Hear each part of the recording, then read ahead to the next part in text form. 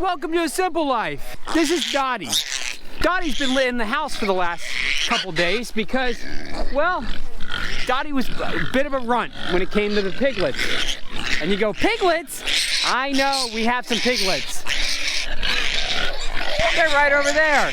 The pigs are loud because we're here to feed them, but before we feed them, we're gonna move them.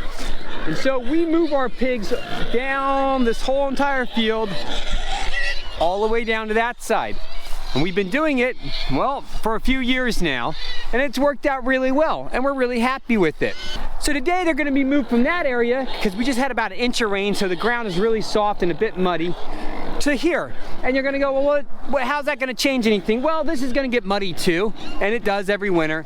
But most of these pigs are gonna be butchered out in the next month or two. So before we really get into the deep rainy season, there'll only be about 3 or 4 pigs there, along with the piglets, but most of those piglets will probably be sold. We're probably just gonna sell them because I really don't need any pigs going through winter. We might keep 1, maybe 2, but for the most part, I don't think we're gonna keep any.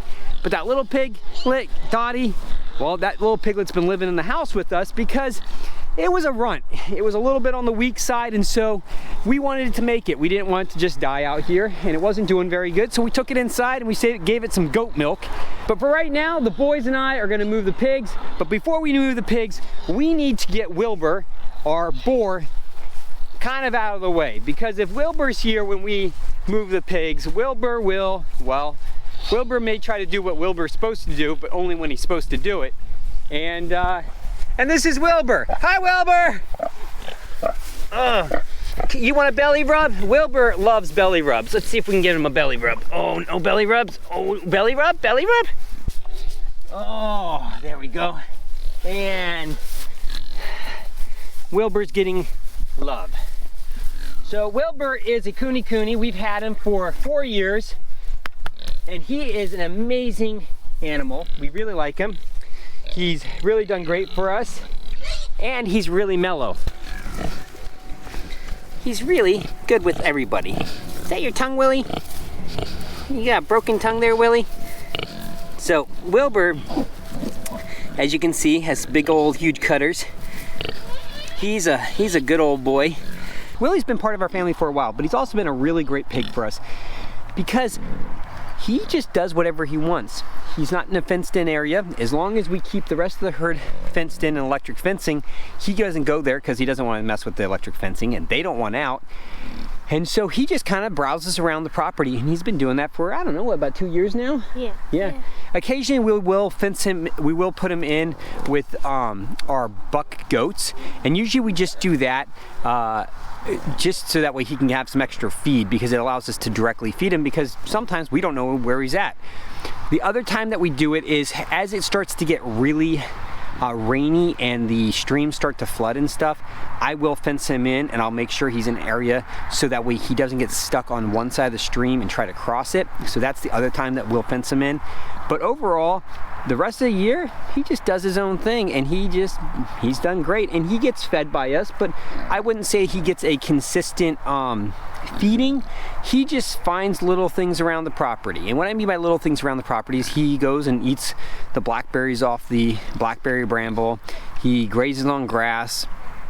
He comes, and when he shows up, when it's feeding time and he shows up, he gets fed. And if he doesn't show up, he doesn't get fed. But he knows where we are, just like right now he showed up, and I guarantee he showed up just now because he wants to be fed. So he'll get fed. Other times he goes and eats all the apples from underneath the wild apple trees, or the wild prune trees, or plum trees. And so he just kind of forages around the property, and there's 20 some acres here for him to forage around. So he does really good, and we've never really had a problem with him losing weight or gaining too heavy. We had a couple times he got a little fat on us, but for the most part, and that was because he was getting consistent grain, but for the most part he's always just done really good, been a really healthy pig. He's our favorite pig for sure. I don't think there's another pig on the property that we all love so much, especially with that cute little tongue of his. His cute little tongue. And you're saying, oh, you shouldn't trust him that much. Look at those big old cutters. Well, Willie, we've had him a really long time. He knows what's up around here, and he's very much a trusted pig. He'll never be eaten. He'll never be sold. He'll never get butchered. He'll just always be on our farm and be loved. He's just that sweet of a pig. Right, boys? Yeah. All right, well, let's get these guys moved, and but let's get Willie. We'll push him up here and give him some feed. Let's do that right now.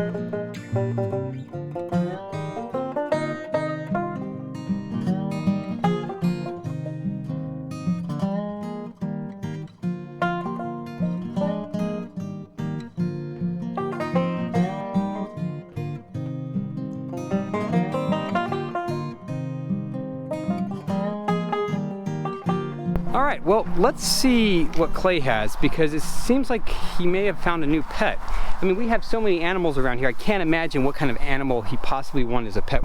It's a mouse. You have a mouse? Is this a pet mouse? No, it's not. Want it. Let's see. Let's see what you caught. Oh, it's a little field mouse. Oh, buddy. Oh, very nice. Okay, well, nope, okay. Why don't you guys let him go so he can go back to doing mousy things, okay? Wow. Oh, man, he likes jumping. Come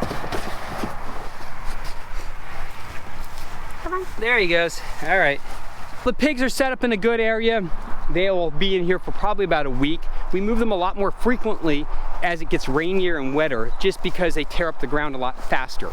Now, this is obviously way more pigs than I want going through winter, and so a lot of these guys are going to be butchered or sold to friends of ours or people who typically buy from us, and they will end up having them butchered if we don't do it with them. So we'll definitely have less numbers going through winter, and the little piglets I think we're going to sell. But let's check on our sorghum, because we had a bunch of sorghum that just went to seed. It was from the whole grains that I feed our pigs, because I feed them a lot of whole grains.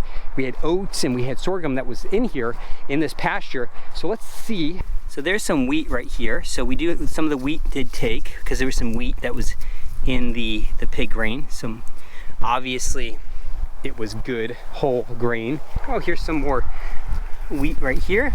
Oh, look, and you can see it actually is sprouting.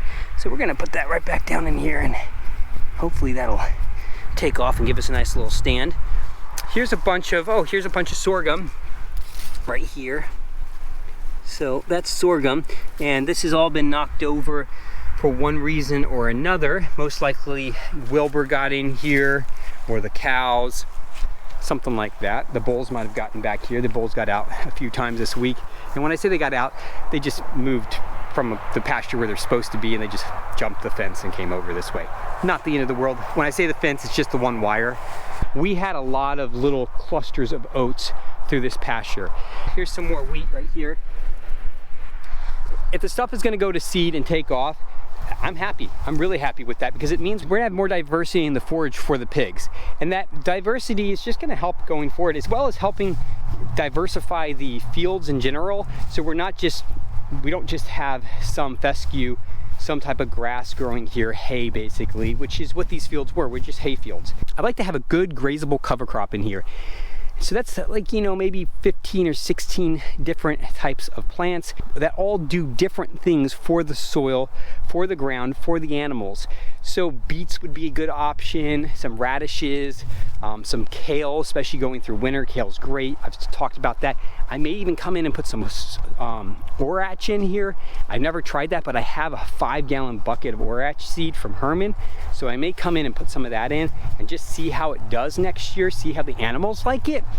I obviously am not going to use all 5 gallons, but orach puts out a lot of seeds, and so I actually found a 5-gallon bucket of seed in the barn. Now that 5-gallon bucket of seed was probably close to 5 or 10 years old, and maybe 20 years old. So I'll probably do a test and just see if it'll sprout. If it'll sprout, well, we'll see what happens. I mean, cover crop is cover crop. If it takes off and it ends up doing good in this pasture or in the pastures with the cows in it, I'm happy with that, and it's going to end up spreading, especially since we strip graze. And because we strip graze, it means that everything isn't getting eaten down immediately. So as we go through the season, we'll have some stuff that takes off and it actually completely goes to seed in one area or another area because we're strip grazing. So you can see there's a bunch of oats in here, and they've all gone to seed. Some of them haven't completely dried out, but a lot of them have. They've dried out pretty good, and a lot of them are on the ground. So, oh, there's a bunch in here, yeah. So this is really good. I'm really happy with this. This means we'll have oats in here next year in the same exact place. And over the course of time, those oats will spread out, and you know, birds will spread them and animals will spread them, and they'll end up being across the whole pasture. I'm not really going to come in here and plow this or disc this and replant it. I may do some spreading of some seeds in the future, some actual cover crop, but I don't think I'll ever come in and actually till this, because the pigs kind of do it already, and they actually sometimes do a little bit more than I'd like. The good part is, because we strip graze them, the ground gets a long time to recover. Joel Salatin does a similar thing with his pigs. And so when I saw some videos of his pastures and what they look like when his pigs were done to what they look like just months later, I was like, yeah, I can do that. I think we can mimic that.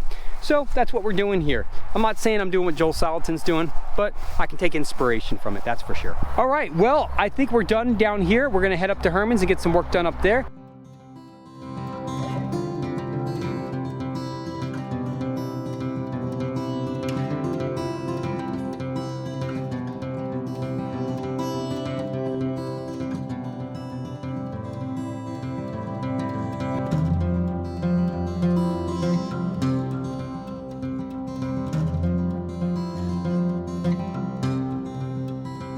Just finished moving the pigs. Last thing we have to do is water them, and this is where we move them from. We move them from right over here to right over there.